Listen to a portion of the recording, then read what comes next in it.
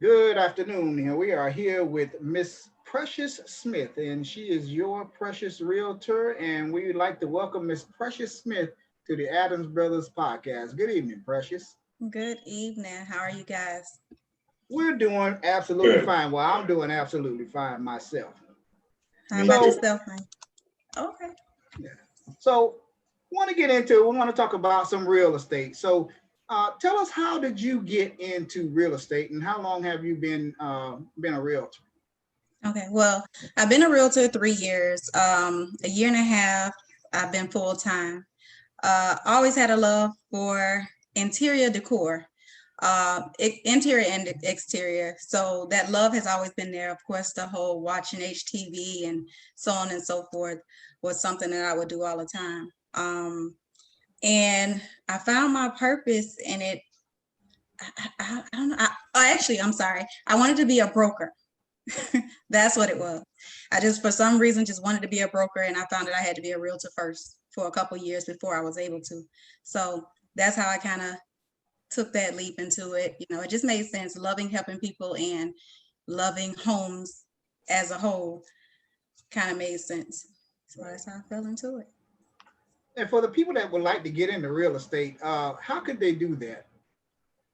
It's simple. It's simple as taking a course, passing that end of course exam to get your certificate, and then passing the state boards, which is how you get your license. Okay, and then you have to work for a mortgage broker. I think that's what you said. Yes, you have to work for a brokerage Mhm. in order to get paid. Agents cannot get paid directly. So you have to be paid through a brokerage. So you have to attach your license to some brokerage, as well as a board with Miami board. So in order to Okay. have an active license. So when you're buying a house, of course you have to is good credit important? Let me ask you that question. Is good credit important? I know the answer to it, but I want to hear from someone who does this every single day. How Good important is good credit? good credit is very important. As we know, in life, period, you have to have credit. All the money in the world, you still have to have credit. Of course, in real estate, a 580 can get you a loan, but a 580 to a 620 can get you a loan. But the better your credit, the better the interest rate, and the better your options. So, And as far as closing costs goes, there is how is that determined? How much closing costs you should have at closing time when you get ready to close on your house? I think I asked that question. Yes. yeah. So ultimately, we calculate between 8% of the purchase price. Closing cost is just a portion, because there's down payment. So down payment and closing costs equals the cash to close that you would need to have to close on a home. I say 8 to 8.5%, 8.5 on the high end, but that's excluding if you have any grants or seller concessions or anything. But on the safe side is to have 8.5% of the purchase price of the home saved, in order to close on a home. Okay. Wayne? Yes, Precious, is now a good time to really buy a home? Now's a great time to buy. Interest rates are historically low, and people are just buying homes like this. I don't. This it's a great time, a very good time to buy, if you don't already. Yeah. And what has been your favorite selling experience? My favorite in the industry period is helping people that look like us. It's Black History Month. Helping people that look like us obtain the goal of buying a home. A lot of us feel like that we can't, or it's far-fetched, or it's just a dream. So putting together a plan, sitting down with them, taking my time, and if they have the time, to sit with a lender and get the blueprint so that they know just how obtainable it is, whether they're ready now or a year or so from now. So I guide them throughout the process. I have a background of healthcare, so it's just in me to help. I found out that is truly my purpose, is helping people in any way, form, or fashion. So my favorite is giving over the keys to someone that thought they couldn't. Mhm. And how do you create a client base? My client base has been referrals, Mhm. and social media. but I have learned, and I was just having a conversation with someone today, you don't know how powerful or how trustworthy or how people view you until you go into business. And in healthcare, of course, the patients love me, doctors, so on and so forth. And I had no clue that when I did transition over to real estate, that those same people will reach out to me and they are now my clients or they're referring clients. So I think it just has a lot to do with, you as a person and how you present yourself. Social media is a beast. It is the freest way to do anything, and putting the right content out, being knowledgeable in what you do. And I think just being authentic and genuine has been the way that I've been able to obtain my clientele and keep business going. Yeah, and you just mentioned social media. What other types of technology do you use to improve your selling and showing process right now during this COVID pandemic? In reference to, because social media is my go-to. Social media, Okay. mailers. I handwrite notes. Prior to COVID, I would door knock, visiting places like businesses and things, just letting them know who I am. And just, I guess, always wearing my brand, and making it topic of conversation. Yeah, and that's pretty much what I was asking, like right now, like if I wanted to see a home being, and I'm kind of afraid of COVID, is there any way you can like maybe live stream? I'm just asking, I'm not into that, yes. like live stream the home and show the home off or show the property off by methods of virtual technology now during this pandemic, what I was asking. Virtual tours are in high demand. Just like we're here on Zoom, we do, between Zooms and virtual tours, and I even go to the property and using FaceTime and any type of video chat there is to show the client the home if that is an issue. Okay, Daryl? Now, I heard you say that social media is the best way to contact you and get in contact you. Tell us how we could contact you. If someone wanted to buy a home, how could they contact you on social media? Are you on Instagram, Facebook, Twitter? Yes, I'm on Snapchat? Instagram, Facebook, LinkedIn. I just started this whole what is it, the thing they're doing? TikTok. So trying to get used to that, but mainly I'm on Facebook and Instagram. Precious Smith, PA, Your Precious Realtor. Those are all ways to contact me. My main page on Instagram is the Mrs. to the Future, which connects to my Your Precious Realtor. So, do you have an email address? People to you. I saw you on Instagram, and I referred a few people came asking, and I referred them to you. I don't know if they ever contacted the numbers the information you had on there, but I referred people to you before. I appreciate that. So many times I do get referrals, and I forgot to, of course, thank God more than anything, because the way that they're channeled in, referral from a referral, and I try to keep up with everybody. So I really, really appreciate it, because I am referral based. I don't pay for leads. I don't pay for any clients. I just prefer word of mouth. So thank you so much, Wayne. Mm-hmm. And I got another question.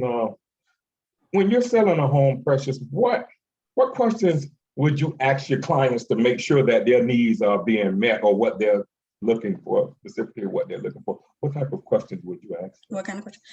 Well, good you ask, because the reason we do the buyer's consultation is for that exactly. Not only just finding out what it is that their needs are, but just educating them on the process as a whole, letting them know what our expectations is, what it is that it's going to take, and that literally home buying is a journey. It's not something that happens overnight. It takes time. Within that buyer's consultation, we do ask them, what their likes and dislikes, what is their pros and their cons, what will make them purchase a home, or what would deter them from that particular home. And even I give them the upfront that just be transparent with me. It's going to change. Because once we get out there and start seeing things, what you thought was most important may not be. And 9 times out of 10, your list that you had initially is going to shrink. And you'll start liking things that you thought you wouldn't. Most times that's what happened. I want a single family home. And then you realize all the things that you have to do in a single family home, you'll revert to a townhome or condo or vice versa. So finding out, and I'm big on that too, knowing exactly what the client wants, so that we're not doing a cat and mouse chase. I want to be one that goes out. Sometimes if they're not available, I can go and kind of look at a home and say, oh, they're going to like this, or no, they ain't going to like this. So if the client is transparent with me and let me know, I don't care how many times it changes, what they like and what they don't like, then we have a better relationship in finding their dream home. And that's why I asked that. That's why I had asked that question, because I was always curious about people that do real estate. I was just asking them, even when you're doing home tours, Precious, I mean, you might have answered this, but how do you keep, when you're actually doing in-person home tours, how do you actually keep the potential buyers focused? Conversation, finding out what they like. When touring a home, I like to listen, and I listen for many reasons, and I ask questions, because we'll see a lot of homes and one thing may catch them and one thing may not, and or vice versa, which will change their likings of stuff. And I like to narrow down, again, what it is in particular that would drive you to love this home, not just like it. So during the tour, you just listening to them saying, oh, I like this, or no, I don't like this, and then at the end of each tour, we have a one-on-one, what you liked about these homes, what, if you was to get this house, what would you change? It's just certain little who, what, whys, and hows to see what's their idea of a perfect home. And what are the pros and cons of